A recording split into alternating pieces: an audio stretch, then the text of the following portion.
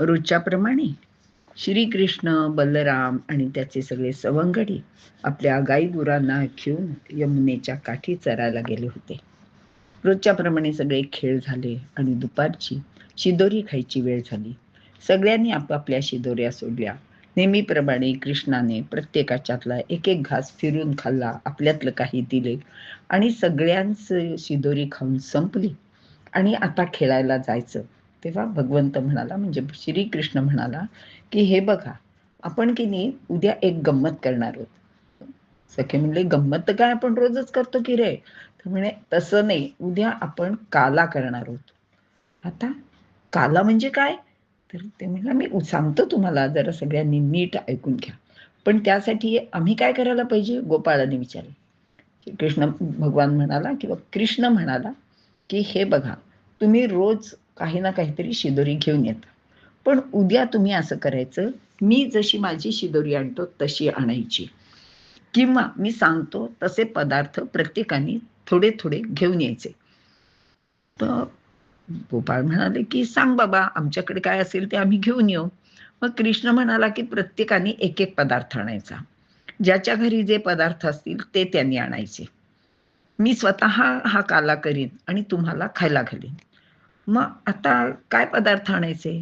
तर तो म्हणाला, ज्यांच्या घरी पोहे असतील त्यांनी पोहे आणा, ज्यांच्या घरी दही जास्त असेल त्यांनी दही आणा, दूध असेल त्यांनी दूध आणा, लोणी आणा, तूप आणा, काही फळं असतील तर ती आणा, तिखट म्हणून चटणी वाटलेली असेल ती आणा, नाही तर मिरच्या आणा, आणि कुणाच्या घरी जर छान चवदार लोणचं केलं असेल तर तेही आणा.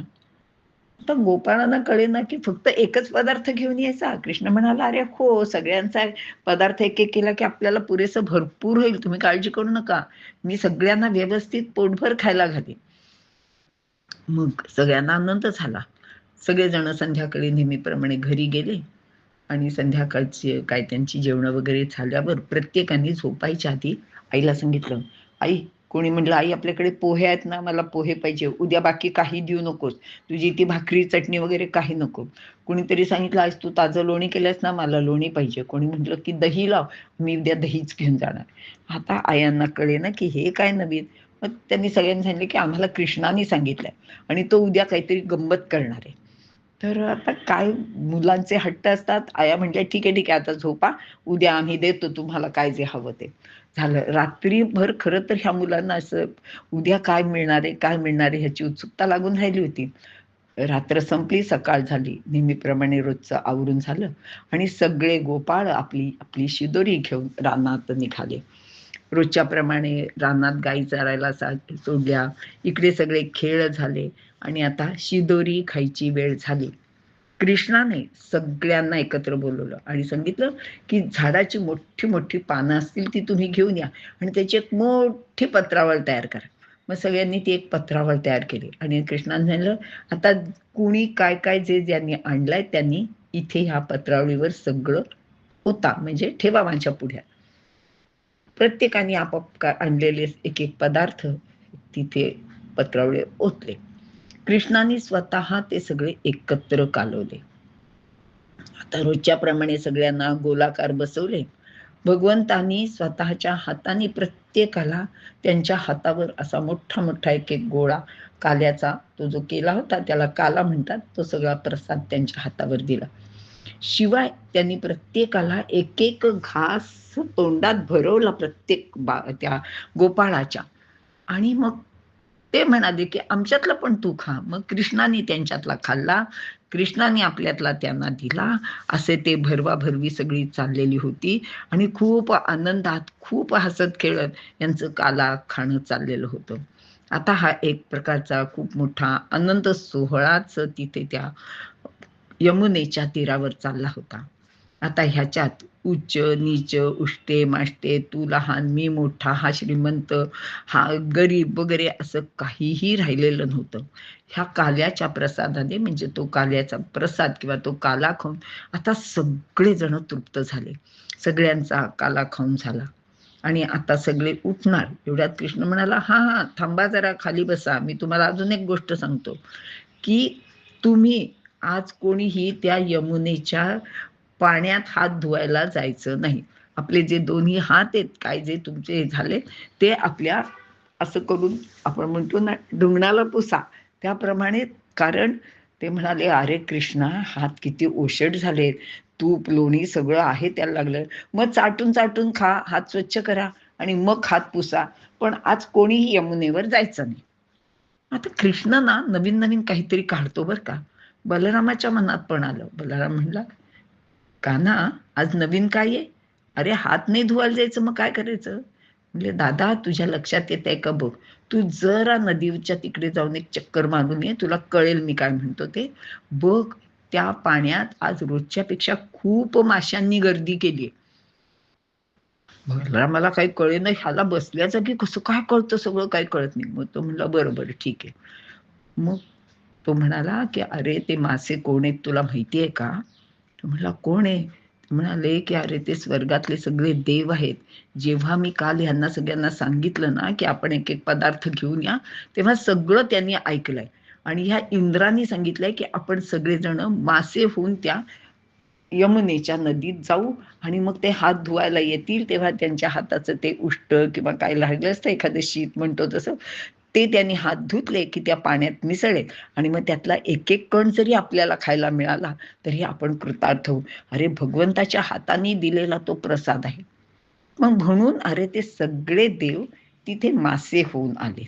म्हणून आपण आज त्यांची फजिती करायची, त्यांना अजिबात हा काल्याचा प्रसाद किंवा हा काला अजिबात मिळणार नाही. म्हणून सगळ्यांनी आपले आपले हात कटीच्या वस्त्रालाच पुसायचे. मग काय, भगवंताचं त्या सगळ्या कृष्णांच्या सख्यांनी ऐकलं आणि पण त्यांना का असं करायचं हे कळलं नाही.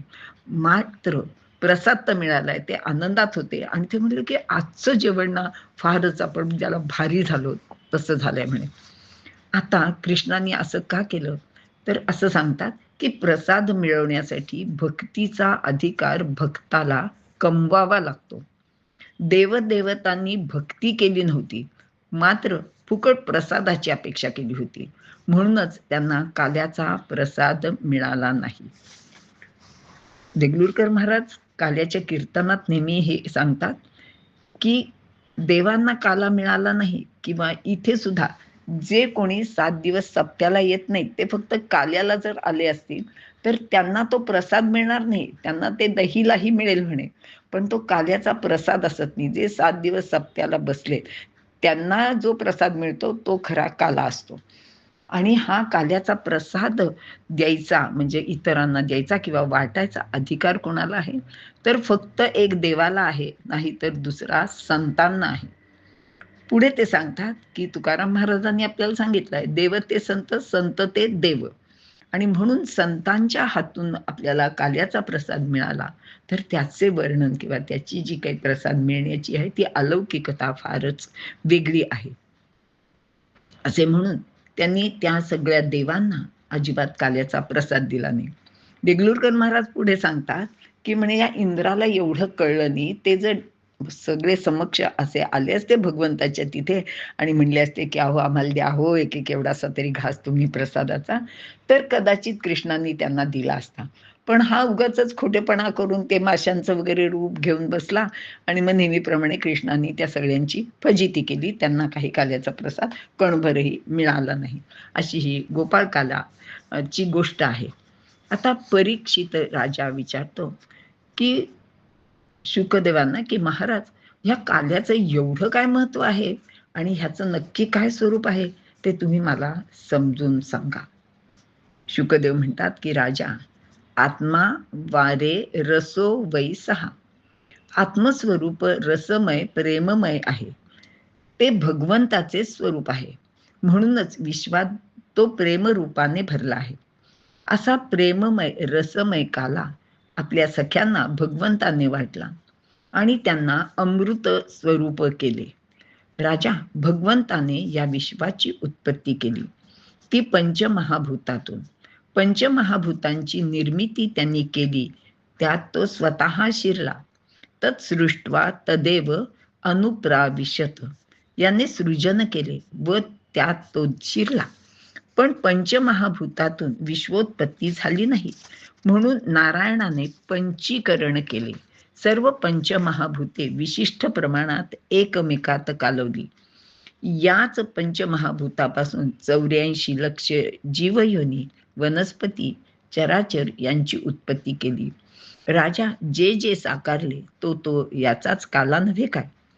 असा विश्वाचाच काला ह्या भगवंताने निर्माण केला आहे आणि त्याचे नियमन करण्यासाठी तो स्वतः त्यात शिरला आणि विश्वरूपाने नटलाही, असे ह्या काल्याचे महत्व शुकदेवाने राजा परीक्षितीला सांगितले.